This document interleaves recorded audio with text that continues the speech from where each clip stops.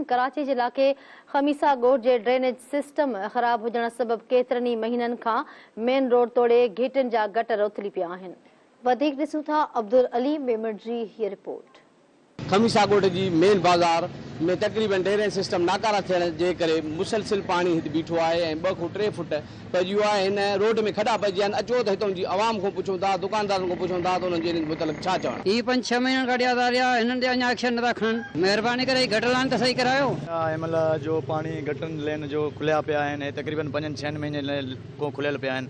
अचण वञण जे लाइ परेशानियूं आहिनि।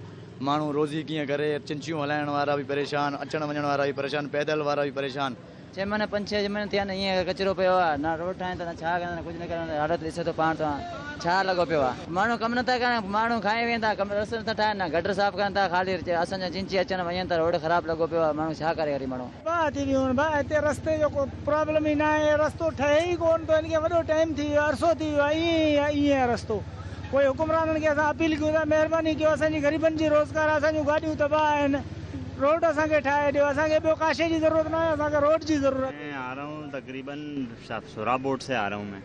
और इधर तो हालात ऐसी हैं, 12 महीने हैं यहाँ, हालात ऐसी हैं, काम वाम होता नहीं है इस गोठ में। इनके काफ़ी अरसो थी वियो आहे। हिते ना गटर वारा ना लाइनूं था बंदि कराइनि, ना छा, सॼो ॾींहुं इहो पाणी आहे। 3 रिक्शा असां मटाए मटाए थकी पिया आहियूं हिन खॾनि जे, हिन गटरनि जे करे असांजा गाॾी ख़तम थी आहे। रोड जो हशर लॻो पियो आहे, गटरनि जो हशर लॻो पियो आहे।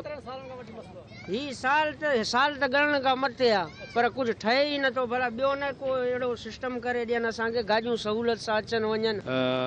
ये यूनियन काउंसिल नई वजूद में आई है, क्योंकि ये एक बड़ी यूनियन काउंसिल हो गई थी जो पुरानी 10 है खमीसा ॻोठ। उसमें वोट ज़्यादा हो गए थे तो उसको डिवाइड करके 2 हो गई है। अभी हमें जो टोटल हिस्सा दिया वो सारा कच्ची आबादी में मुश्तमिल है।